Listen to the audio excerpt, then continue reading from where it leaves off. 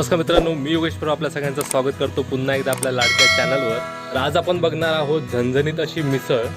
तर चला तर मग बघूया मिसळ कशी बनवायची ते। आज आपण मटकी आणि मूग यांची मिसळ करणार आहोत। यासाठी मी ह्या मटकी आणि मूग धुवून स्वच्छ त्याला मूग काढून घेतले आहेत, भिजत घालून मूग काढून घेतले आहेत।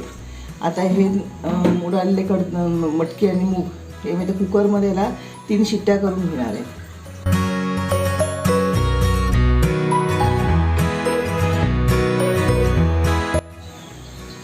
ह्या मटकीमध्ये मी 1.5 ग्लास पाणी घातलं बघा भिजेपर्यंत।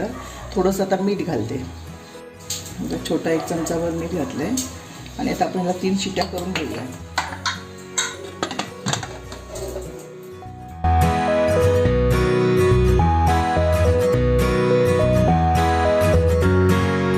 मिसळसाठी कट हवा यासाठी आपण आता इथे अर्धा इंच आलं, 2 इंच आलं आणि एक छोटासा लसूणचा कांदा हे घेतले आहे।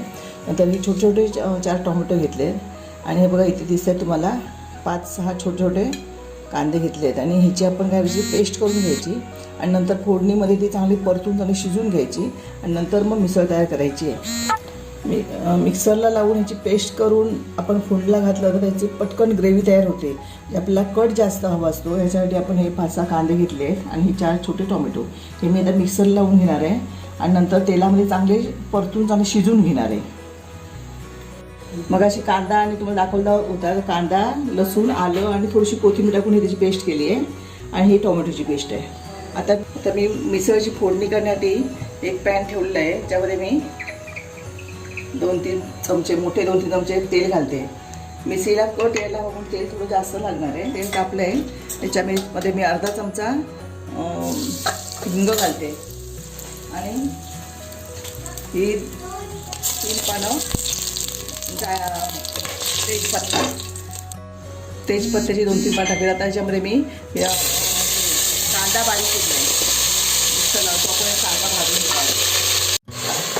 चांगला चांगला परतून घ्यायचा, कारण ते कांदा कच्चा असतो, तो चांगला भाजल्याशिवाय याला चव येणार नाही। म्हणून हा मंद आचेवर गॅस एकदम मीडियम ठेवून चांगला आपण हा परतून घ्यायचा आहे। आता आपण कांदा मगाशी टाकला होता, त्याला 10 मिनटं झालेली आहे। चांगला बघा गुलाबी रंग होत आला आहे त्याच्यात पेस्टचा सुद्धा। आता याच्यामध्ये मी हे 4 छोटे टोमॅटो जी पेस्ट केलेली ती टाकते। ही पण चांगली आणखीन 10-15 मिनटं शिजून घ्यायची आहे, नंतर मसाला वगैरे त्यामध्ये घालायचा। टोमॅटो टाकल्यानंतर याला 15 मिनटं झाली आहेत आणि तुम्ही बघू शकता ह्याला थोडं थोडं तेल सुटते। हे चांगल्यापैकी टोमॅटो आणि कांदा मिक्स झालेला आहे। आता याच्यामध्ये आपण लाल तिखट घालूया।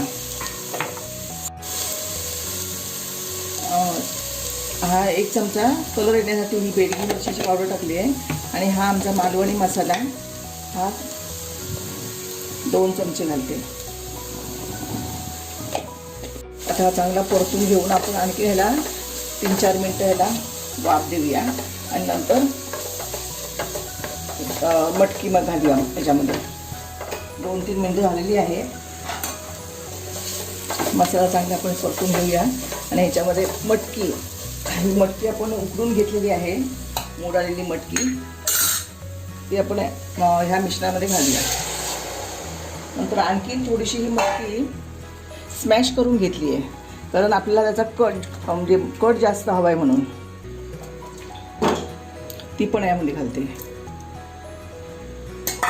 आणि आता याच्यामध्ये आपला जर पातळ हवी आहे मिसळ म्हणून जेवढी पातळ हवी त्यानुसार आपण त्यामध्ये पाणी घालायचं आहे।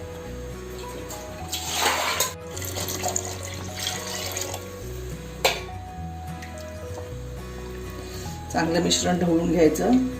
बघा घट्टच आहे अजून ह्याच्यामध्ये आपल्याला पाणी घालायचं आहे, नंतर मीठ घालायचं आणि चांगली उकळी आली की आपली मिसळ मग तयार झाली।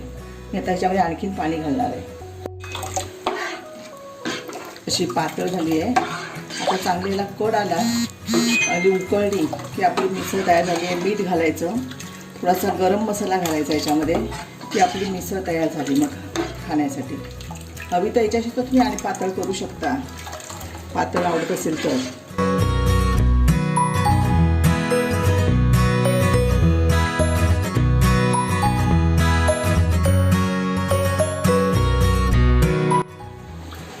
हे बघा, आणखीन हवे असेल तर आपण याच्यात आणखीन पाणी ॲड करायचं की मी पातळ होईल मग. आणि चांगली याला 15-1 मिनिटाला चांगली उकळवायची. यायला चांगली वरती करा पण येईल.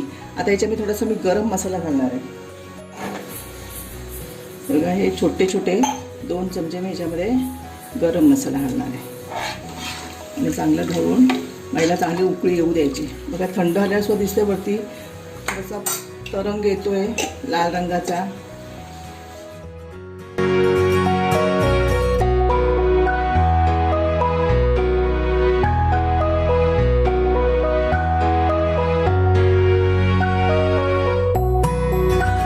बघा, 10-15 मिनटं चांगलं उकळून घेतले आपण. हे मिसळीचं सगळं म्हणजे साहित्य हे.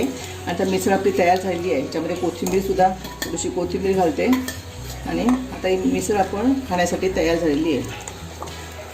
आता मी तर मित्रांनो, झणझणीत अशी आणि झटपट होणारी मिसळ याचा व्हिडिओ तुम्हाला कसा वाटला हे आम्हाला कमेंट बॉक्समध्ये नक्की सांगा.